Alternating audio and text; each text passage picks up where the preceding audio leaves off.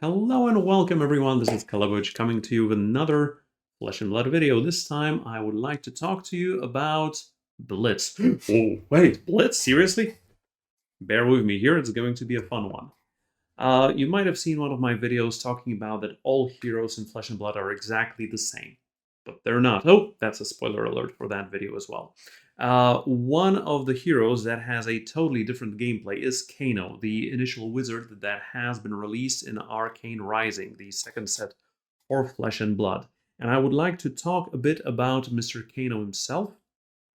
I would like to tell you how he plays, what he wants to do, and show you a couple of deck lists, and then later there will be some videos about Kano gameplay in Blitz with um, some of those lists. Yeah, so Kano is a wizard, and I will switch now to a basic, also known as Kano Vanilla deck list to show you a bit of what he's about and how he plays, so I can tell you on the cards themselves. Alright, so this is Mr. Kano. He's got 4 intellect, as most of the heroes, aside from Data Doll, but only 15 health. He's the lowest health hero, tied with the Emperor. We're not going to talk about the Emperor today, although they're from the same genia. Alright, instant. 3 resources. Look at the top card of your deck. If it's a non-attack action card, you may banish it. If you do, you may play it this turn as though it were an instant. And the goal for Kano is to do a lot of things. Most of wizard cards do not have go again, but given that he can play a lot of those instant speed, usually doesn't need to go again. Also, wizards don't have any attacks whatsoever. What wizards do, though, is play a lot of cards that deal arcane damage to the opposing hero. Sometimes also to their allies, but usually you want to just go at the hero. So what Kano does is Kano can play on his turn and on the opponent's turn. And the goal is to use your cards and use your resources for huge tempo and know the moment where you want to go and do some stuff on your turn and sometimes some stuff on the opponent's turn.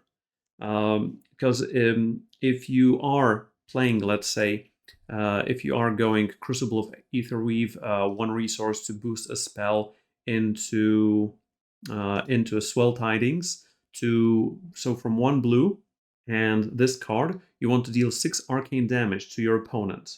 So what they can't do is they can't block that with cards, like the defense value right here. But in Blitz, usually everyone has Arcane Barrier, and you have to be prepared for that. So let's assume most of your opponents, unless they're super aggro, have Arcane Barrier 3.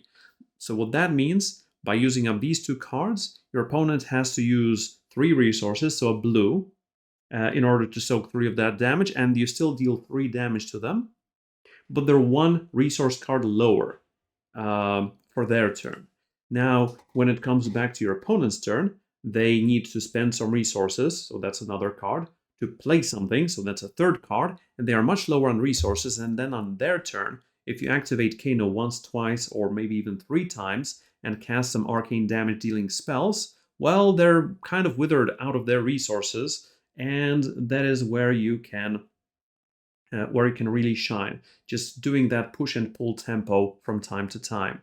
Unfortunately, some of Kano's cards, some of the wizard cards are not available in Blitz because they have been banned. I'm talking about cards such as Ether Wildfire, such as Stir the Ether Winds, and yeah, mostly these 2. There's also Snapback that is banned.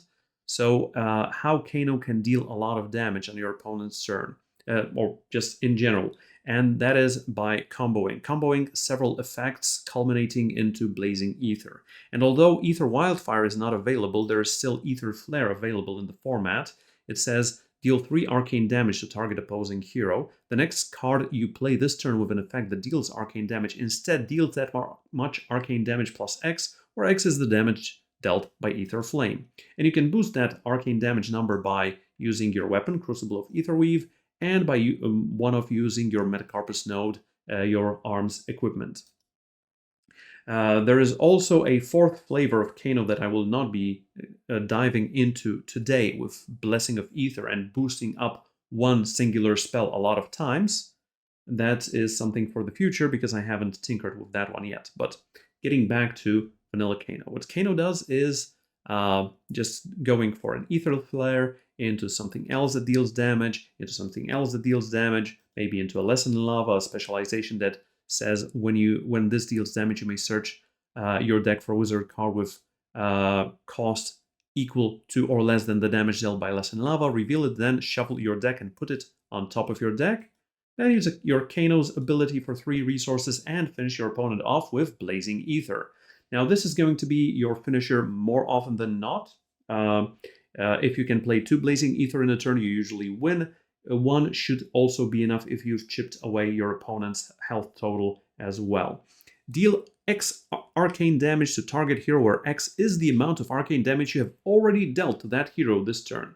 Now with Blazing Wildfire, you can do heaps of damage in 1 turn in Classic Constructed, but given that card is not available, well, here you have to chip away a bit here, a bit there, and then do a big turn, either on your turn or on your opponent's turn. Now, why Kano has such low health is because Kano has an additional turn. And why is that? Because Kano has access to Storm Striders.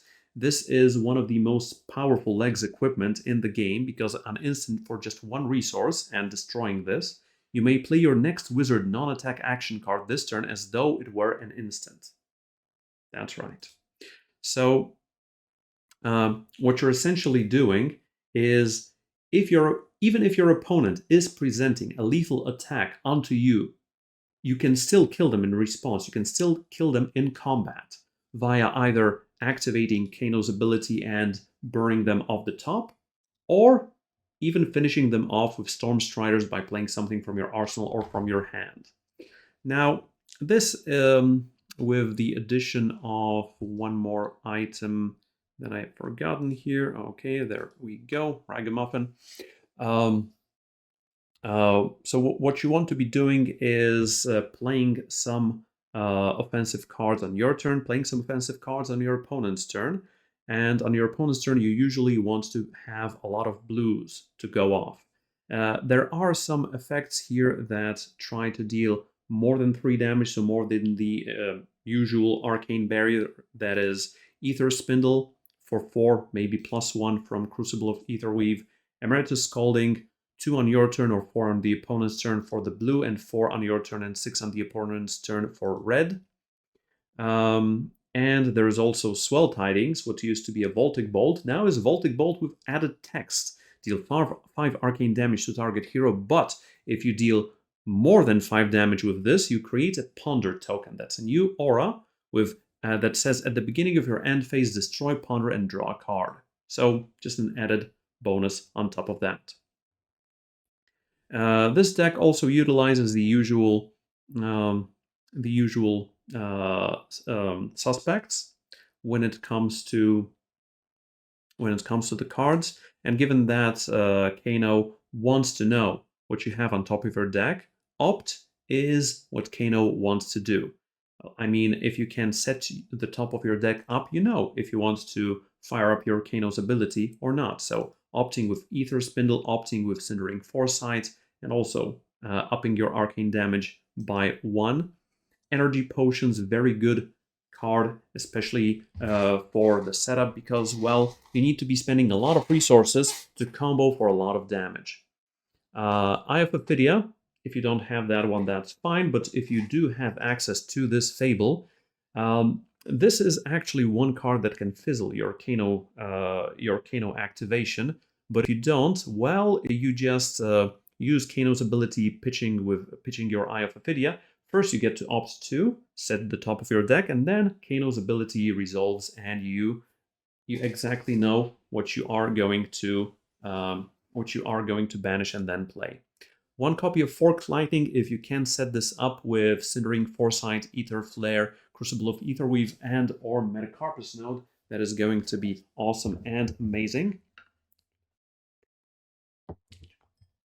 Gaze the Aegis, once again opting, and on your Kano during your opponent's turn, if you've also played another wizard non-attack, you play this, you get to opt to, you get to put it in your hand, then you use it for resources, you Kano again, but you already know what's on top of your deck. Lessons in Lava tutors,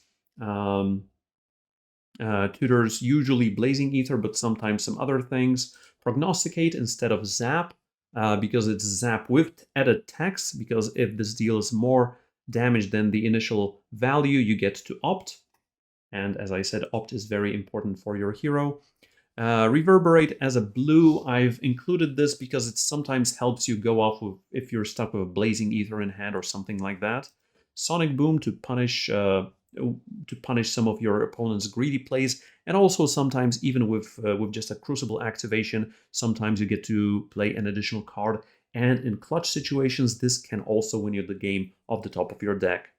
Tome of Aetherwind and Tome of Fiendal, they just draw you cards, especially if you can Kano them off of the top of your deck, even if you're not playing this from the arsenal. And Voltic Bolt's just some big damage blue cards. So this is what I call the vanilla Kano.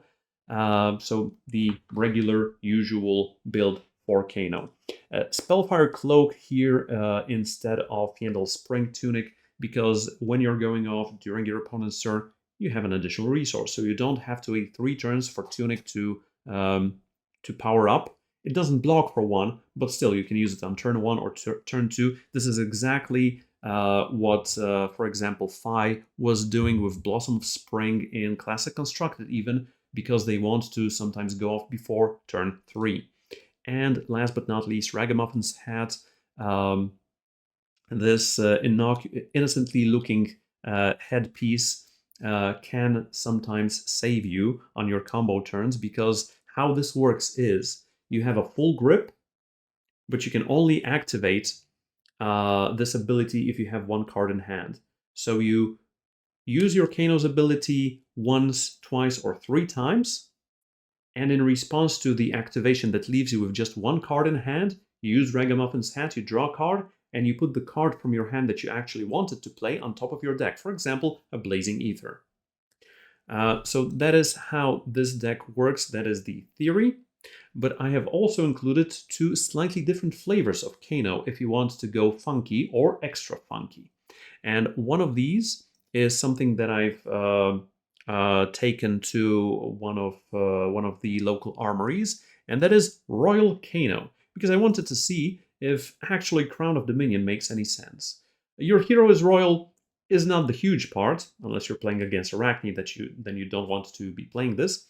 When you equip this, create a gold token. And what are you doing with this, you might ask? Well, this is a funky version because I also tried to see if finally, maybe Knick-Knack Bric-a-Brac makes any sense whatsoever. This is a 3-cost red. So this is only a setup. The Royal Kano has just some turbo setup with this, especially that if you're playing the regular Kano version, usually you want to go second.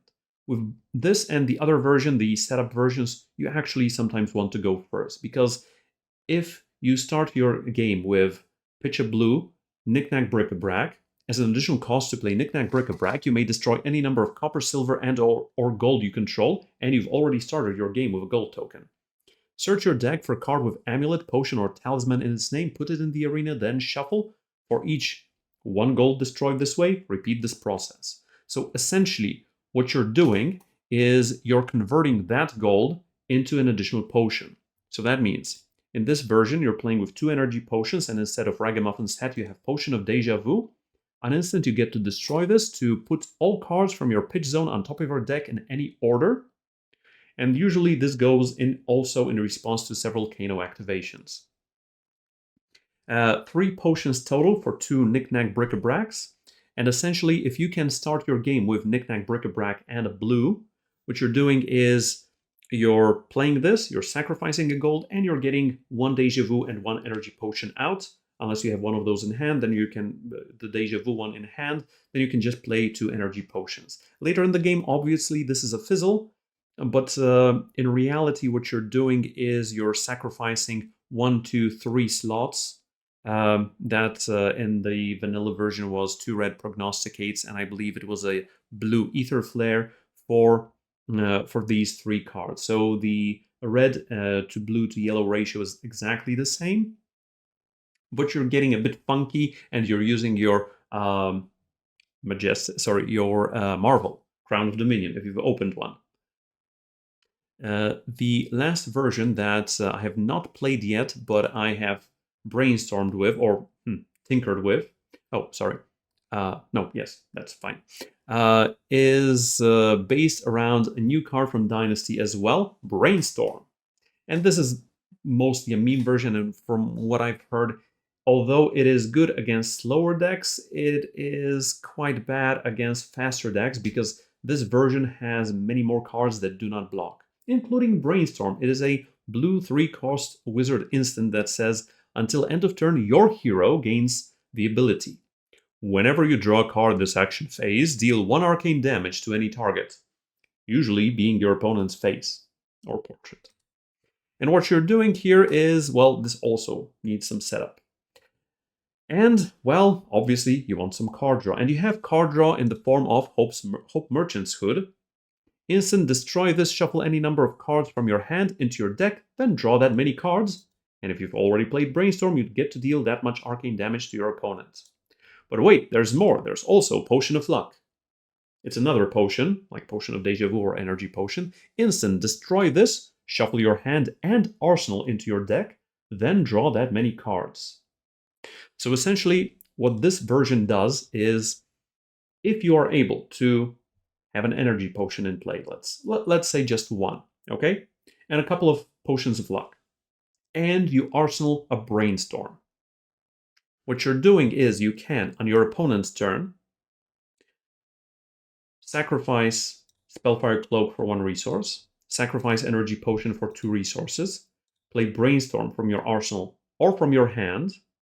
Then you activate Potion of Luck, shuffle 4 cards, arsenal and hand, into your deck, draw 4 cards, deal 4 arcane damage to your opponent. Use second Potion of Luck, do the same thing, and in the end, use Hope Merchant's Hood to shuffle 3 or 4 cards from your hand and deal that much damage to your opponent. Why did I say 3 or 4 cards? Because what you're looking for in all those draws is a Lesson in Lava or a Blazing Ether. Because if you can deal that 11 or 12 damage with Brainstorm to your opponent, and those are singular points of damage. So if they have a lot of blues, sure, but they are going to need a lot of them, and you're still left with 4 cards in hand if you've done your setup. But if you can get Blazing Ether, and you deal that much damage to your opponent again, well, they're dead, especially if they're out of resources.